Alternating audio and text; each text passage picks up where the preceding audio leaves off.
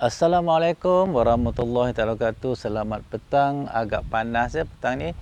Uh, Petang ni saya nak berkongsi my mind. Saya nak visualisekan dalam bentuk grafik begini. Satu statement yang saya nak cuba buktikan bahawa bermula dengan 30 artikel adalah powerful daripada bermula dengan 300 artikel. Kita selalu dimomokkan dengan postgraduate mesti membaca sebanyak mungkin artikel. Dan ada yang kata bermula dengan 100, ada yang kata bermula dengan 200, ada yang berkata bermula dengan 300. Dengan suatu harapan semakin banyak yang dibaca, maka semakin dalamlah pengetahuan postgraduate. Sebenarnya itu satu statement yang sangat meleset.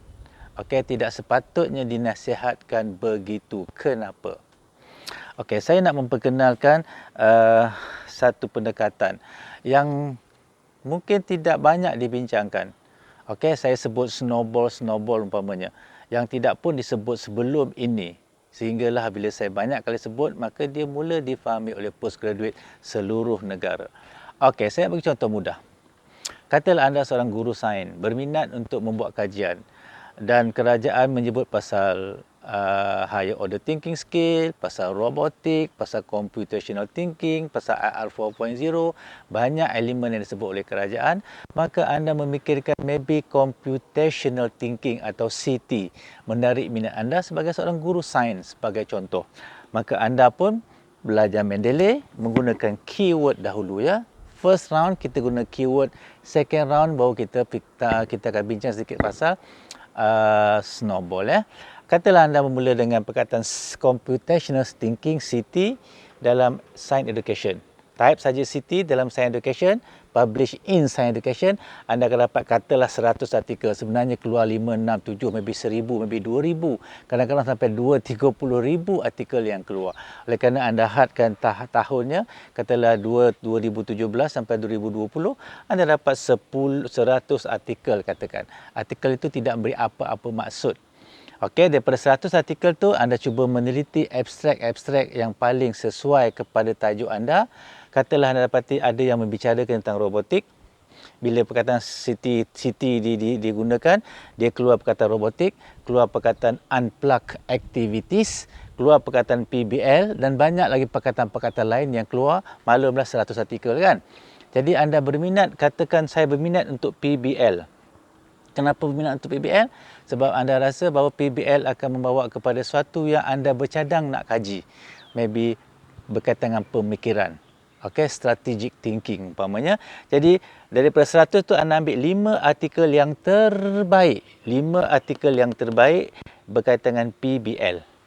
Okey, kemudian daripada 5 artikel ini, okey, anda kahwinkan dengan CT dalam science education, anda dapat lagi sejumlah artikel, CT dengan PBL, sejumlah artikel, dan anda teliti abstrak dan tajuk yang telah diberikan oleh Mendeley. Katalah dua tajuk yang menarik minat anda tentang Part 21 berkaitan dengan 4C, communication, collaboration, critical dan juga creativity, dan juga higher order thinking skill.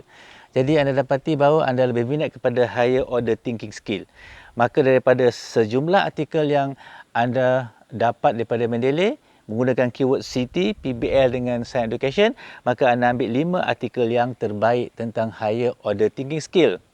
Daripada 5 artikel terbaik ini anda dapati mereka menggunakan sama ada case study ataupun eksperimen. Okey? Wah, guru ya. Jadi daripada case study, jadi anda pun daripada HOTS itu, okey, anda pun gunakan keyword HOTS dan cuba tengok ada case study, ada eksperimen. Maka anda cuba mendapat 5 artikel tentang case study yang berkaitan dengan HOTS. Okey, anda dapat 5 case study, anda abaikan eksperimen sebab anda tak nak ambil experimental design. Method dia, anda ambil case study, anda dapat 5 artikel. Daripada 5 artikel tu anda pun download, cari menggunakan Mendeley, okey, case study. Ketika ini anda tak perlu kahwinkan dengan PBL, anda tak perlu kahwin dengan case study dengan computational thinking, anda kena pastikan case study di bawah science education. Okey, sebab anda nak tengok case study itu dilakukan bagaimana. Maka daripada case study 5 ni, anda dapatlah katakan sejumlah artikel lagi dan anda ambil pula 5 artikel yang berkaitan dengan sekolah. Yang ini higher educational institution. Anda tak berminat sebab konteks kajian anda di sekolah, maka anda ambil 5 artikel yang paling relevan tentang case study dalam konteks sekolah. Jadi maybe mereka melakukan variable-variable yang berbeza. Okay, maybe self-esteem, maybe motivation, anxiety, maybe bukannya PBL ataupun HOTS itu bukan jadi isu besar. Kenapa? Yang penting macam mana mereka lakukan case study di sekolah. Kemudian daripada HOT tadi, okay, anda boleh pula menggunakan keyword HOTS, keyword science education dan cuba mendapatkan teori pula. Katalah anda dapat teori itu ada 2 teori. Okey, daripada sejumlah artikel yang anda dapat daripada Mendeley, anda ambil 5 artikel yang terbaik yang mengaitkan Vygotsky, social constructivism dan Piaget cognitive constructivism. Katalah anda dapat 5 artikel.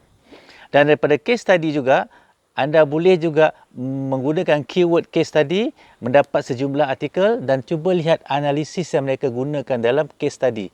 Supaya anda nanti boleh belajar bagaimana ke analisis yang sesuai.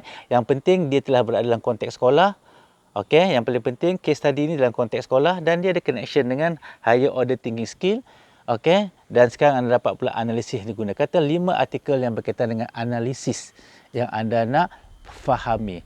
Jadi dengan melakukan langkah pertama ini, anda mendapat 5, 10, 15, 20, 25, 30 artikel yang interconnected. Okey, untuk anda mendalami. Okey, di sini kita katakan anda untuk mendalami 5 artikel ni cukup untuk permulaan anda mendalami background of the study. Okey, kemudian anda gunakan PBL sebagai IV. Lepas tu maybe HOT sebagai DV. Okey, lepas tu dengan artikel yang anda cari, kemudiannya anda dapati methods menggunakan case study. Dapat 5 artikel, anda download lagi 5 artikel dalam genre science education, dapat lagi 5 artikel tentang sekolah, konteks. Okay, dan teori pula Vygotsky dengan Piaget. Lepas tu analisis daripada case study, anda pun download, dapati 5 artikel yang berkaitan dengan analisis. Katalah thematic analysis, field study, observation, open-ended interview, in-depth interview, clinical interview, apa pun namanya tak apa, katakan dapat 5 artikel yang terbaik. Jadi anda telah dapat 30 artikel yang interconnected. Jadi anda boleh mendalami setiap aspek ini dalam genre science education. Okey, dan dia saling mengait antara satu sama lain. Kalau dia tidak kaitan secara direct pun, tetapi dia ada satu kaitan yang boleh anda dapatkan maklumat yang perlu anda fahami, ya. Contohnya case study tidak dibuat dalam bentuk higher order thinking skill, tak ada masalah. Sebab method itulah kaedah untuk kita melaksanakan, tak kisah IV, DV apa yang digunakan, cara sampling dia kita nak tahu, cara dia menyediakan protokol analisis kita nak tahu, cara pemilihan kriteria expert kita nak tahu. Jadi dengan case study tadi kita apply pula dalam kajian kita tentang HOT, CT dan juga PBL. Itu satu round yang pertama. Dan bagi setiap 5 artikel ini, anda masih boleh snowball. Snowball tu bermakna apa? Katalah anda baca artikel yang pertama tentang PBL. Bila anda baca artikel pertama tentang PBL, anda dapati ada statement dalam itu yang mengupas PBL daripada satu perspektif yang anda ingin tahu secara lebih mendalam, maka anda ambil rujukan itu, anda download pula, maka ia menjadi satu snowball, langkah pertama daripada ini. Kalau satu artikel ni menghasilkan 5 artikel yang anda snowball, kalau setiap satu ni menghasilkan 5 artikel, berapa artikel yang anda ada? Ini dah jadi 10 artikel. Okey, 10 artikel. Sebenarnya anda telah menghasilkan 60 artikel yang interconnected. Hanya bermula dengan 30 artikel yang anda baca untuk pemahaman awal. Okey, dan apa yang berlaku nanti sepanjang anda menulis, anda akan sentiasa lakukan snowball. Anda baca artikel, katakan artikel ni, Vygotsky, anda baca artikel Vygotsky, dia akan merujuk kepada satu aspek. Yang anda nak tahu aspek itu secara lebih mendalam, anda download artikel tersebut. Okey, jadi dalam proses penulisan itu akan berlakulah memuat turun artikel-artikel baru yang berkait dengan apa yang anda baca sahaja, apa yang anda nak tahu sahaja, apa yang berkaitan dengan kajian anda sahaja. maka selepas katakan 2 tahun anda mula menulis, buat kajian, dia akan boleh mencapai 300 citation. Itu bermakna 300 citation anda baca sepanjang proses anda menghasilkan kajian dan juga menulis tesis. Bukan 300 artikel baca dalam tempoh sebulan ataupun semester yang pertama supaya anda nak hadam semuanya 300 yang saling tidak berkaitan mungkin antara satu sama lain. Jadi sebab itulah baca 300 artikel sebenarnya satu langkah yang tidak tepat, satu langkah yang menyusahkan, satu langkah yang berikan headache kepada postgraduate dengan menganggap bahawa oh my god, itulah susahnya PhD. Sebenarnya bukan PhD itu yang susah, cara anda memahami PhD itu dan cara anda difahamkan apa itu PhD itulah yang silap. Tapi saya tak faham kenapa saranan turun-menurun supaya membaca banyak artikel di peringkat awal pengajian sebagai satu indikator anda menjadi pelajar PhD yang baik adalah satu saranan yang terkhilaf. Yang perlu diperbetulkan, okey, saya telah tunjukkan satu ilustrasi yang jelas di sini bahawa pembacaan perlulah interconnected. Bukan kita baca kerana tajuknya sama, kita baca sampai 2-30 artikel tajuk yang sama, itu tidak bermakna ia memberikan kefahaman. Kadang-kadang kita membaca benda yang sama lebih kurang berulang-ulang dan dia juga tidak menambah pemahaman. Okey, itu saja yang sempat saya berkongsi pada petang ini.